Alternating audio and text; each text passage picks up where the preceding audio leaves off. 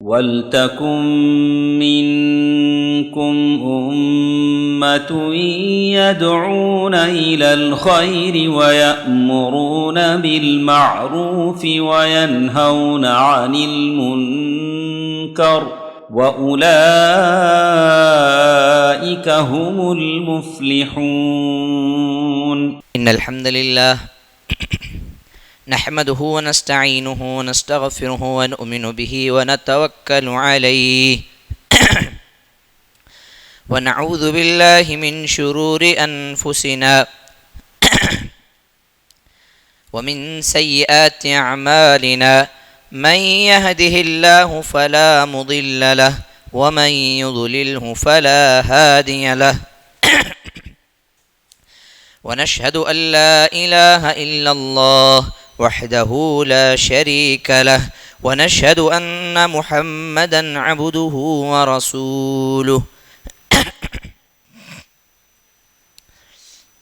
فقد قال الله تعالى في القرآن المجيد والفرقان الحميد بعد أعوذ بالله السميع العليم من الشيطان الرجيم بسم الله الرحمن الرحيم يا أيها الناس اتقوا ربكم الذي خلقكم من نفس واحدة وخلق منها زوجها وبث منهما رجالا كثيرا ونساء واتقوا الله الذي تساءلون به والأرحام إن الله كان عليكم رقيبا يا أيها الذين آمنوا اتقوا الله حق تقاته ولا تموتن إلا وأنتم مسلمون يا أيها الذين آمنوا اتقوا الله وقولوا قولا سديدا يصلح لكم أعمالكم ويغفر لكم ذنوبكم ومن يطع الله ورسوله فقد فاز فوزا عظيما بسم الله الرحمن الرحيم ولقد خلقنا الإنسان ونعلم ما توسوس به نفسه ونحن أقرب إليه من حبل الوريد إذ يتلقى المتلقيان عن اليمين وعن الشمال قعيد ما يلفظ من قول إلا لديه رقيب عتيد وجاءت سكرة الموت بالحق ذلك ما كنت منه تحيد ونفخ في الصور ذلك يوم الوعيد وجاءت كل نفس معها سائق وشهيد لقد كنت في غفلة من هذا فكشفنا عنك غطاءك فبصرك اليوم حديد أما بعد وقال النبي صلى الله عليه وسلم وشر الأمور محدثاتها وكل محدثة بدعة وكل بدعة ضلالة وكل ضلالة في النار وقال أيضا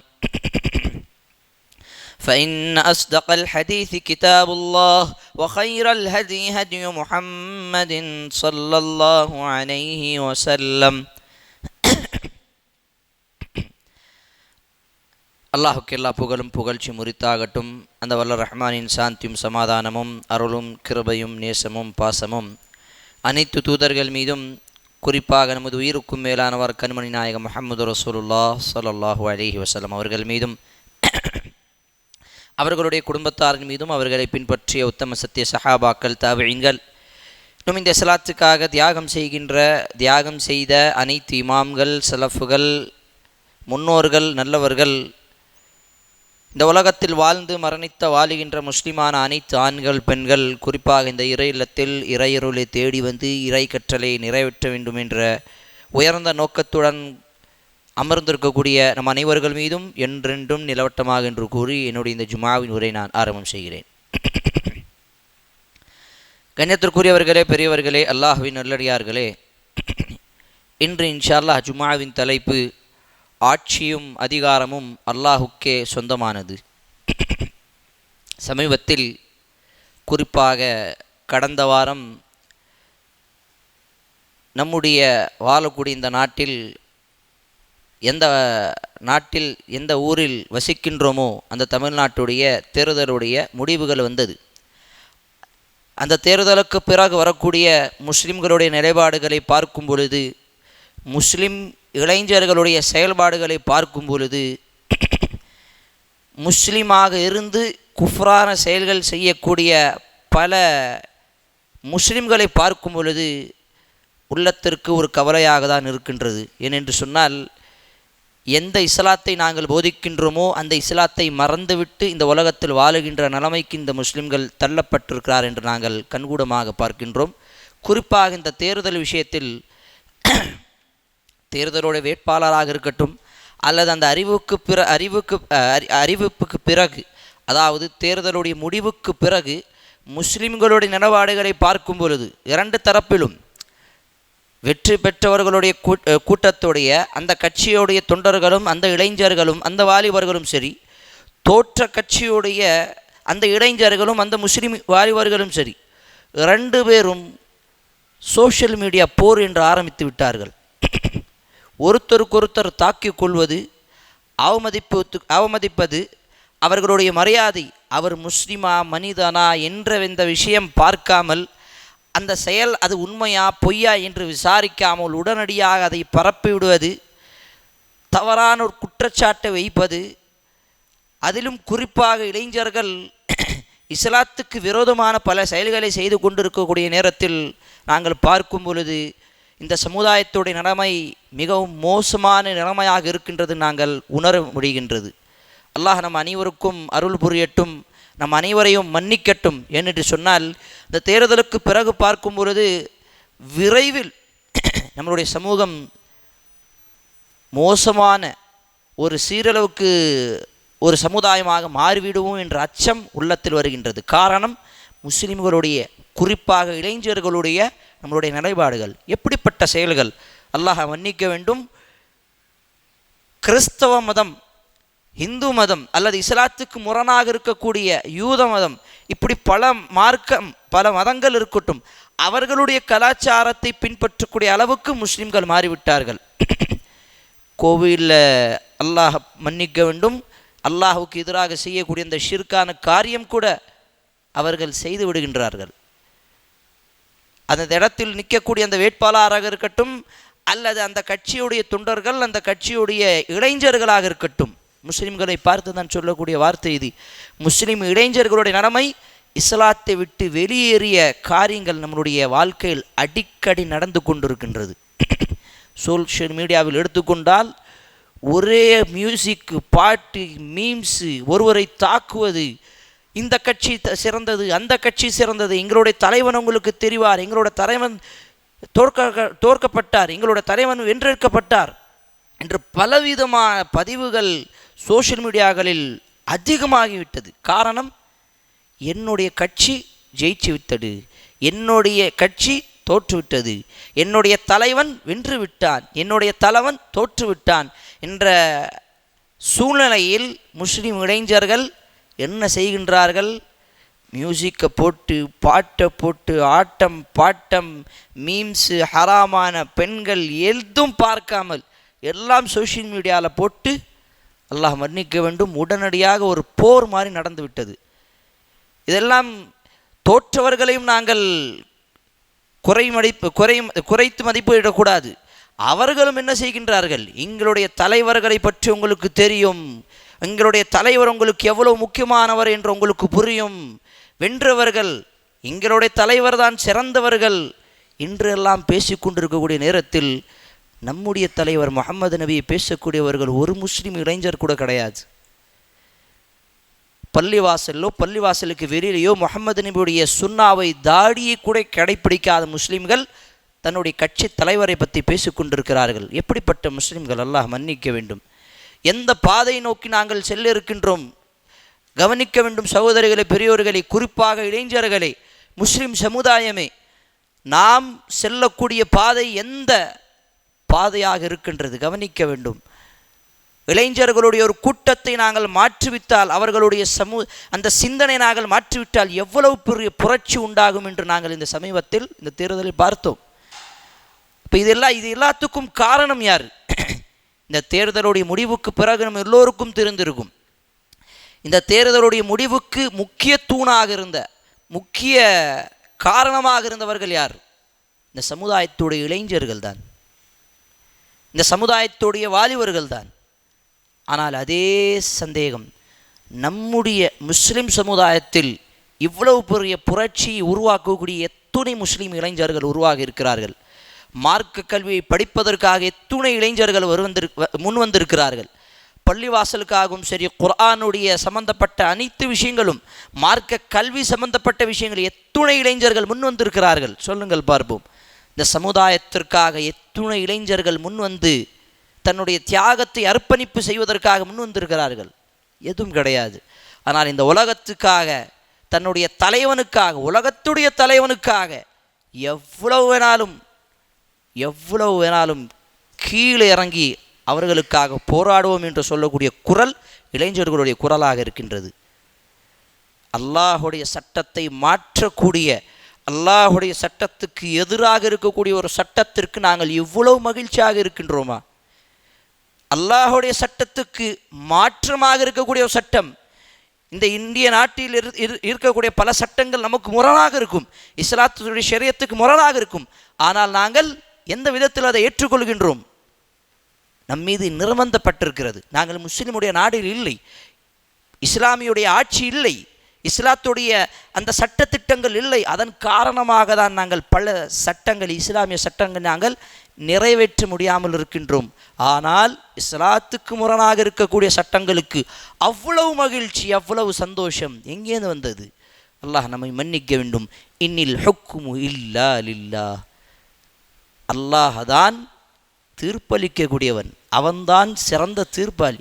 வஹுவ ഖൈറുல் ஹாக்கிமீன். அவனுடைய சட்டத்தை பற்றி, அவனுடைய தீர்ப்பை பற்றி நமக்கு மகிழ்ச்சி வராது.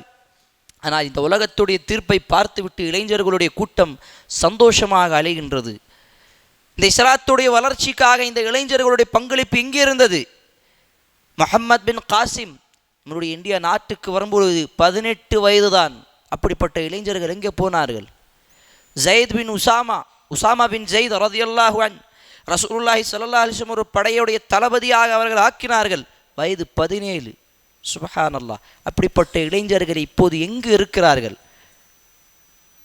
இஸ்லாத்துக்காக போராடக்கூடிய, இஸ்லாத்துக்காக தியாகம் செய்யக்கூடிய, இஸ்லாத்துக்காகவே தன்னுடைய வாழ்க்கையை அர்ப்பணிக்கக்கூடிய இமாம் புகாரி போன்ற இளைஞர்கள் இந்த காலகட்டத்தில் எங்கு இருக்கின்றார்கள்? சொல்லுங்கள் பார்ப்போம். ஆனால் உலகத்துக்காக போராடுகின்றோம், உலகத்துக்காக தன்னுடைய உயிரை கூட தியாகம் செய்யக்கூடிய அளவுக்கு இளைஞர்கள் முன் வந்திருக்கிறார் என்று சொன்னால், ஷைத்தான் இந்த உலக ஆசையை இந்த இளைஞர்களுடைய உள்ளத்திலும் சிந்தனையிலும் எவ்வளவு ஆழமாக அழகாக பதிவைத்திருக்கிறார் என்று நாங்கள் பார்க்க முடிகின்றது. ஸுய்யின லின்னாஸி ஹுப்புஷ் ஷஹவாத். இந்த உலகம், இந்த ஷைத்தான் இந்த உலகத்தை அழகாக காண்பிப்பான். அதனால் தான் அல்லாஹ் அடிக்கடி சொல்கிறான், ஃபலா யகுர்ரன்னகும் பில் ஹயாத்தி துன்யா. இந்த உலக வாழ்க்கையை பற்றி நீங்கள் ஏமாற்றிவிட வேண்டாம், ஏமாறிவிட வேண்டாம். இந்த உலக வாழ்க்கை எப்படிப்பட்டது தெரியுமா? ஒமல் ஹயாத்து துன்யா இல்லா லஹ்வுன் வலஇப். லஹ்வுன் வலஇப். இந்த உலக வாழ்க்கை ஒரு அற்பமான வாழ்க்கை, அற்பமான வாழ்க்கை, ஒரு வீண் விளையாட்டு தான், ஒரு வேடிக்கை, அவ்வளவுதான். இப்போ ஸ்டேடியமில் போகிறோம் விளையாட பார்க்கறதுக்காக, அவ்வளவுதான். என்ன, ஒரு 2 மணி நேரம், ஒரு 3 மணி நேரம், அதிகபட்சம் 4-5 மணி நேரம் வேடிக்கை, என்ன நடக்குது, அவ்வளோதான். அதற்கு பிறகு அந்த ஸ்டேடியம் காலி, அதுக்கு பிறகு அந்த விளையாட்டு முடிந்தது. இதுதான் இந்த உலக வாழ்க்கை, வேடிக்கை, ஒரு வேடிக்கை தான் இந்த உலக வாழ்க்கை. எப்போது நமக்கு மரணம் வரும் தெரியாமல் இருக்கக்கூடிய நிலையில் அல்லாஹுக்கு மாறு செய்யக்கூடிய தைரியம் நம்மளுடைய உள்ளத்துக்கு எப்படி வந்தது? அல்லாஹ் நினைத்திருந்தால் என்னுடைய மூச்சு ஒரு செகண்ட் தாமதானால் போதும், என்னுடைய உயிர் பிரிந்து விடும். அப்படி இருக்கக்கூடிய நிலையிலும் அல்லாஹுக்கு மாறு செய்கின்றேன், தன்னுடைய கட்சி தலைவனுக்காக பேசக்கூடிய வார்த்தை இஸ்லாத்துக்கு முரணான வார்த்தைகள்.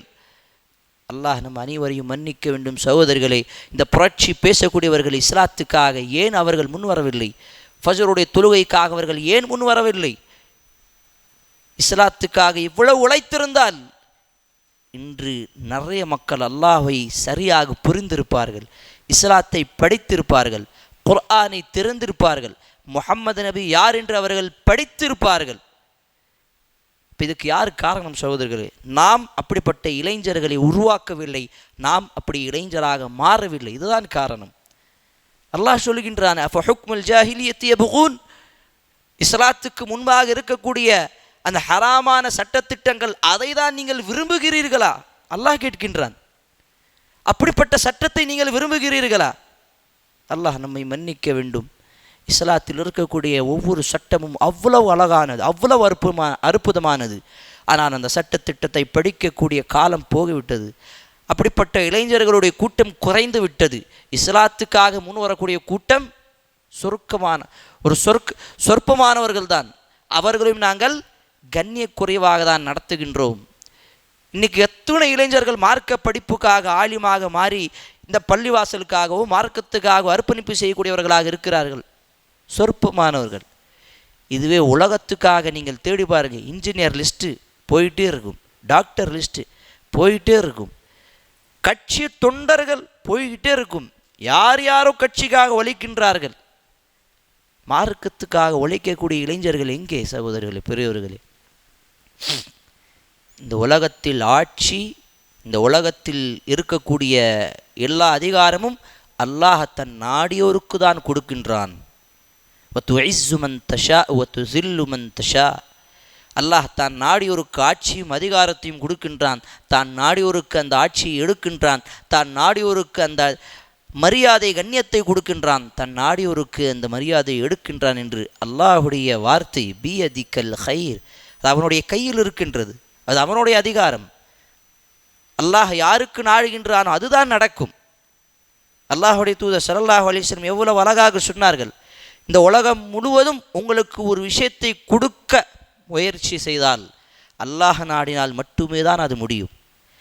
எனக்கு மதியம் நேரத்தில் சாப்பாடு கிடைக்கக்கூடாதுன்னு அல்லாஹ் விதியில் தக்தீரில் எழுதி இருக்கிறது என்று சொன்னால் ஒட்டுமொத்த உலகம் எனக்கு சாப்பாடு கொண்டு வந்தாலும் அல்லாஹுடைய நாட்டப்படி எனக்கு சாப்பாடு கிடைக்காது. இதுதான் தக்தீர், இதுதான் ஈமான்.